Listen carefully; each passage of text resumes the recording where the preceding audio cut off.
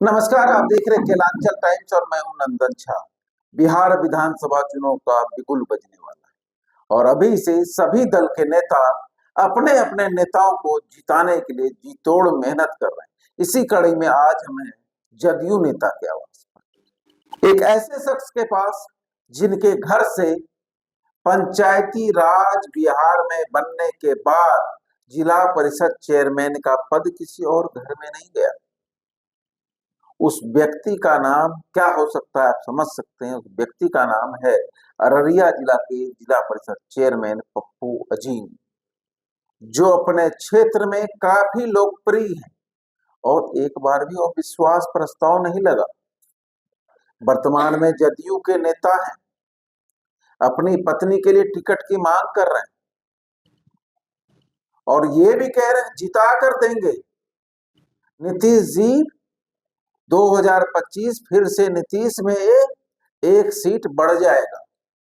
225 का जो एनडीए का नारा है उसमें एक 226 लिख लें। अगर इन्हें टिकट मिला तो कोई इधर उधर नहीं होगा, सीट जीतेंगे। पप्पू जी, कैसे एक ही घर में जिला परिषद का पद रह जा रहा है? ये सब लोगों का आशीर्वाद है। आशीर्वाद तो सबको मिलता है। नहीं, ठीक है। अध्यक्ष के लिए हमें बड़े बुजुर्गों के, जनता के साथ जो राजनीतिक दल है और विभिन्न राजनीतिक दल के लोग भी इस मामले में हमारे साथ हो जाते हैं, इसलिए हम उन सब का मतलब सबसे मिलकर सब के ऋणी हैं। पार्टी का स्टैंड अपनी जगह है और जो अध्यक्ष का चुनाव होता है ये कोई पार्टी संभाल पर नहीं होता है।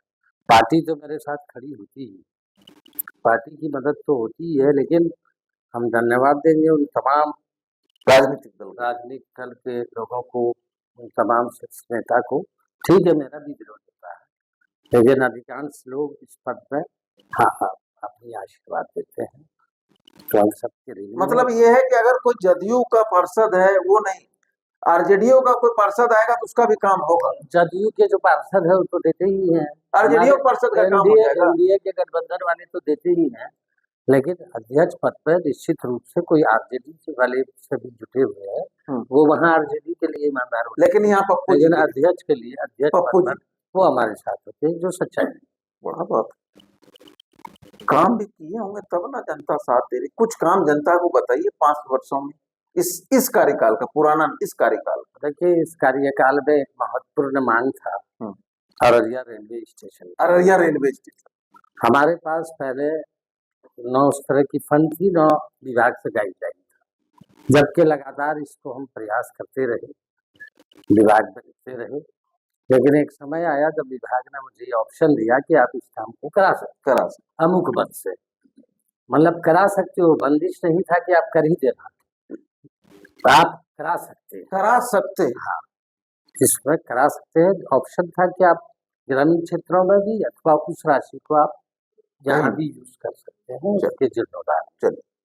तो सारे पार्षद को धन्यवाद देंगे, हमारे हाउस के जो सदस्य एमपी हैं, एमएलए हैं, इन लोगों ने भी अपनी सहमति जताई और विशेषकर हमने जब संज्ञान में सदस्यों को लाया कि भाई ये अररिया का महत्वपूर्ण डिमांड है, यहाँ पे हजारों हजार लोगों का आना जाना होता है, रेलवे स्टेशन है, 2500 पंचायतों को इधर से गुजरना पड़ता है, तो हमारे माननीय सदस्यों ने हमारी बात पर सहमति जताई। उसके लिए हम आपके माध्यम से उनको भी धन्यवाद देते हैं।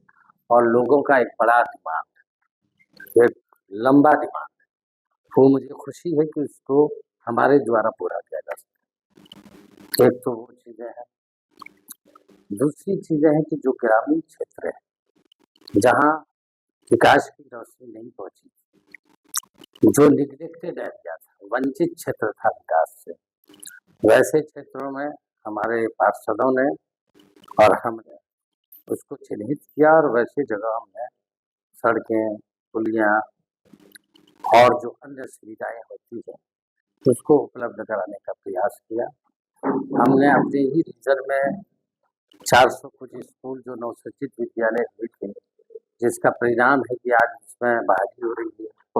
यदि उतनी संख्या में विद्यालय नहीं होती तो बहाली नहीं होती, बाहरी तो विद्यालय और नीट के केंद्र में होता है, तो मुझे खुशी है कि उसका सौभाग्य भी मुझे मिला और वो 400 कुछ विद्यालय बड़ी बात है ये तो। नवसर्जित उसको मैंने अप्रूव्ड किया, उसको मैंने चिन्हित कराया अपने हाउस से और उसको हमने भेजा।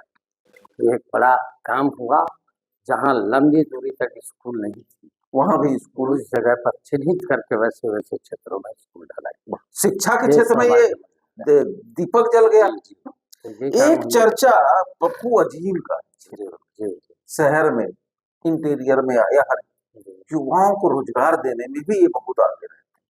देखिए हमारे पास जो ऑप्शन है, आप तो जानते हैं कि हमारा जो कार्य है या मेरे अंदर जो पावर सरकार ने दी है उसका एक लिमिटेशन है, लेकिन उसी लिमिटेशन में एक ऑप्शन मुझे मिला कि जो दुकान का निर्माण हो जिससे लोग रोजगार से जुटे, तो हमें खुशी है कि जिला परिषद तो बहुत पहले से है, बिल्कुल है। बोर्ड भी, डिस्ट्रिक्ट बोर्ड भी रही है, जिला परिषद भी रही है, लेकिन हम अपने जब हम आसीन हुए तो हमने उसकी चिंता की, हमने जिला परिषद की जमीन को अतिक्रमण मुक्त कराया भी, अभी भी अतिक्रमण है लेकिन बहुत सारे को मुक्त कराया और हमने हजारों दुकान का निर्माण कराया, जिसका परिणाम ये हुआ कि रोजगार से जो युवा जुटे उन्होंने अपना कई तरह का दुकान कारोबार किया, तो एक तरह से रोजगार के लिए देखिए इन्होंने एक बड़ा काम किया, हजारों दुकान बनाए जिला परिषद के निधि से,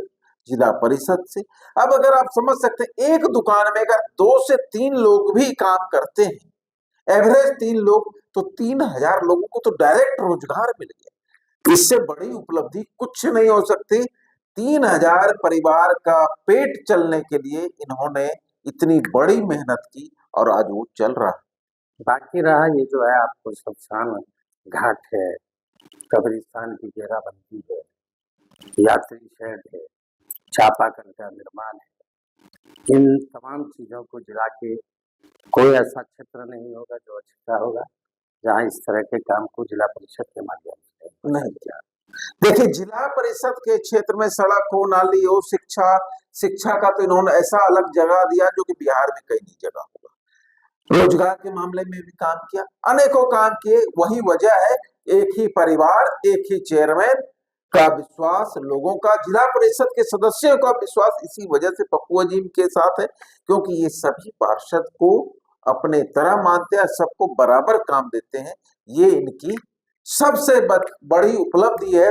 विकास हो या ना हो, लेकिन सबको बराबर नापना है, बराबर देखना है, किसी को अलग अलग नजरिए से नहीं देखना। ये इनकी बड़ी उपलब्धि, बड़ी महानता।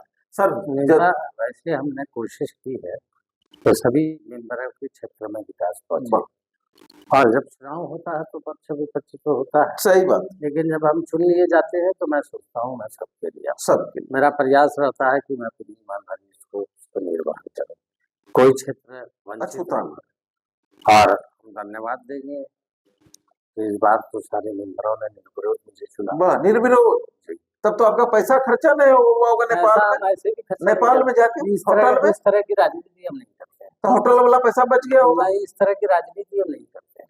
देखिए कितनी बड़ी बात है, निर्विरोध चुन ली। सर इसके अलावा जदयू नेता भी, चर्चा जोरों पर है कि इस बार पप्पू अजीम की पत्नी विधायक की चुनाव लड़े। देखिए वो कितनी सच्चाई है। देखिए पार्टी के हम लोग वफादार सिपाही है, शगुफ्ता खुद पार्टी की जो है मजबूत सिपाही है, लगातार वो दल के लिए काम करती रहती है, लगातार जनता के लिए काम करती रहती है, जो उनका अपना जितना सक्षम हो पाती है लगातार लोगों के बीच में काम करती हैं। और जहाँ तक पार्टी की बात है तो पार्टी के प्रति भी हम काफी वफादार रहे हैं, शगुफ्ता काफी ईमानदार रही है पार्टी के प्रति। जब अवसर मिला एक बार उनको टिकट भी पार्टी ने दी, लेकिन आप जानते हैं यहाँ सीधे साधे लोग हैं, उनको वर्गलाने में विपक्ष कामयाब हो गया कि यहाँ एनआरसी लागू होगा, आप भगा दिए जाओ। तो उसका परिणाम ये हुआ कि लोग बेचारे सीधे साधे लोग हैं, अभी भी शिक्षा का अभाव है, तो वो वंचित हो गए, मतलब उनको चिंता हो गई कि क्या होगा, और इसी का परिणाम रहा कि वोट और भी जो प्राप्त होना था वो नहीं हो। वो नहीं हो पाया। हम उनको दोषी नहीं मानते। चलिए, हम ऐसे लोगों को दोषी मानते हैं वर्गलाने में जो लोग को भ्रम पैदा करना चुनाव के टाइम में गलत बयानबाजी करना, चुनाव के समय में जातिवाद करना, ये मुझे बिल्कुल पसंद नहीं और ऐसा ही लोगों ने किया। और हमारी जो राजनीति है ये सभी वर्गों के साथ है, बिना जातिवाद के है, बिना भेदभाव के है। और जब तक हम लोग सामाजिक कार्यकर्ता के रूप में है तो बिना भेदभाव के, बिना जातिवाद के मैं काम करूंगा। परिणाम मेरे पक्ष में हो अथवा नहीं। चलिए, लास्ट बात, अररिया का विधायक कौन? ये तो भाई जनता तय करेगी। हमारे नेता एनडीए इंडिया नहीं, एनडीए फाइनल है इस बार। हाँ बिल्कुल। देखिए, पप्पू अजीम का कहना इस बार मिथक को तोड़ेंगे और अररिया में एनडीए का निशान चाहे कोई भी हो उसे खिलाएंगे। और अगर पार्टी ने मेरी पत्नी पर विश्वास जताया तो किसी भी हाल में, किसी भी कंडीशन में अररिया सीट एनडीए का होगा। इसके लिए हम लोग दिन रात मेहनत कर रहे हैं और नीतीश जी के हाथों को मजबूत करने के लिए जी तोड़ मेहनत कर रहे हैं। धन्यवाद।